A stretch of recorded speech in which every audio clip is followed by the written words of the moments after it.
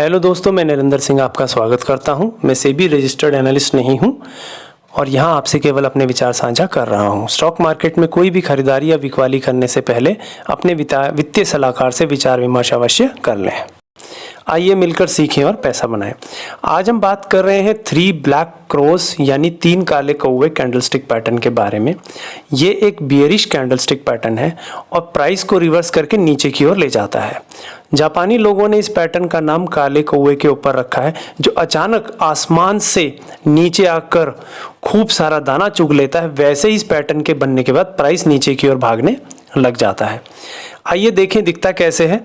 जैसे ही आप कोई स्ट्रॉन्ग रेड कैंडल देखें और उससे अगली कैंडल भी एक स्ट्रॉन्ग रेड कैंडल बने जो पहली कैंडल के लगभग बीच से शुरू हो और प्राइस को पहली कैंडल से नीचे ले जाकर बंद हो, और अगर उससे अगली कैंडल भी एक स्ट्रॉन्ग रेड कैंडल हो और दूसरी कैंडल के बीच के आसपास बने और प्राइस को दूसरी कैंडल के लो से नीचे लाकर क्लोज कर दे, तो ये एक परफेक्ट 3 ब्लैक क्रॉस पैटर्न बन जाता है।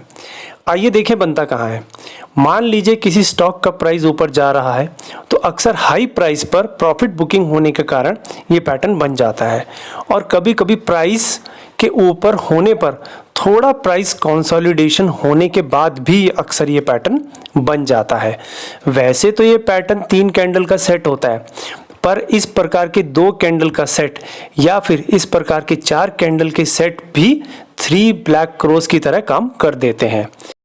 ये कुछ अलग अलग प्रकार के 3 ब्लैक क्रॉस कैंडल पैटर्न हैं जो समय व परिस्थिति के अनुसार अपना काम कर देते हैं।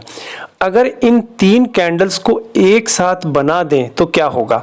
अगर आप पहली कैंडल का ओपन मार्क करें और फिर इस पैटर्न के सेट का हाई मार्क करें, फिर इस पैटर्न का लो मार्क करें और अंत में इस पैटर्न का क्लोज मार्क करें, तो आप देखेंगे ये पैटर्न सेट एक स्ट्रॉन्ग रेड कैंडल बना रहा है। और प्राइस के टॉप पर होने के बाद अगर ऐसी कैंडल बनती है तो प्राइस को नीचे पक्का जाना चाहिए।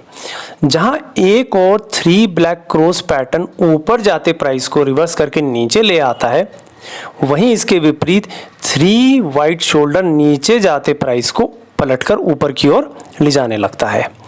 ध्यान रहे कि इस पैटर्न की कोई भी लाल कैंडल की बॉडी लगभग 90% हो और ऊपर की विक की लंबाई 5%, और ऐसे ही अगर नीचे की विक की लंबाई 5% से ज़्यादा हो तो बेहतर है। इसे ट्रेड करने का सही समय क्या है। आप 3 ब्लैक क्रॉस पैटर्न को आर्ली, डेली, वीकली, यहाँ तक कि मंथली टाइम फ्रेम पर भी ट्रेड कर सकते हैं, पर डेली टाइम फ्रेम पर ये सबसे बेहतर रिजल्ट देता है। और अगर आप इसे इंट्राडे में ट्रेड करना चाहते हैं तो 5 मिनट टाइम फ्रेम बेस्ट माना जाता है। आइए इसका वॉल्यूम देखें, फिर देखते हैं कि इसे ट्रेड कैसे कर सकते हैं। जैसे ही आप इस सेट पैटर्न की पहली लाल कैंडल देखें तो उसके वॉल्यूम पर भी एक नज़र रखें। फिर दूसरी कैंडल का वॉल्यूम छोड़कर तीसरी कैंडल का वॉल्यूम देखें। अगर ये पहली से ज़्यादा है तो ये एक अच्छा सिग्नल है, और दूसरी कैंडल का वॉल्यूम भी अगर पहली से ज़्यादा है तो और भी बेहतर है कि ये पैटर्न को अपना काम करना चाहिए। आइए देखें इसे ट्रेड कैसे कर सकते हैं। मान लीजिए स्टॉक का प्राइस ऊपर जा रहा है तो एक अच्छे हाई प्राइस पर या पिछली किसी रेजिस्टेंस के पास एक स्ट्रॉन्ग रेड कैंडल बनती है जिसका वॉल्यूम भी काफ़ी अच्छा होता है, और उसके बाद अगली 2 कैंडल भी स्ट्रॉन्ग रेड बन जाती है जिनका वॉल्यूम भी काफ़ी बेहतर है। तो इस प्रकार ये 3 कैंडल का सेट 3 ब्लैक क्रॉस पैटर्न को पूरा कर देता है। तो अगर आप चाहें तो इस तीसरी लाल कैंडल पर सेल पोजीशन प्लान कर सकते हैं, और अगर अगली कैंडल भी एक लाल बनती है तो प्राइस को नीचे लेकर जाती है तो यहाँ पर आप अपनी शॉर्ट पोजीशन पक्का बना सकते हैं, और स्टॉप लॉस आप 3 ब्लैक क्रॉस के टॉप का रख सकते हैं। और जैसे जैसे प्राइस नीचे जाए या तो आप प्रॉफिट बुक कर सकते हैं या ट्रेल स्टॉप लॉस का प्रयोग कर सकते हैं।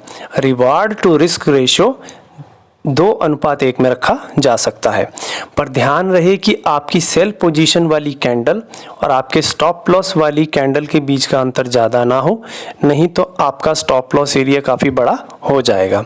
आइए एक उदाहरण देखते हैं। इस चार्ट में प्राइस के ऊपर जाने के बाद 4 रेड कैंडल से 3 ब्लैक क्रॉस पैटर्न बना। इसका वॉल्यूम भी बढ़ते हुए क्रम में है, और इसके बाद अगर आप देखेंगे तो प्राइस नीचे की ओर जाने लग गया। अपने विचार कमेंट बॉक्स में ज़रूर लिखें। वीडियो लाइक और सब्सक्राइब करें। धन्यवाद।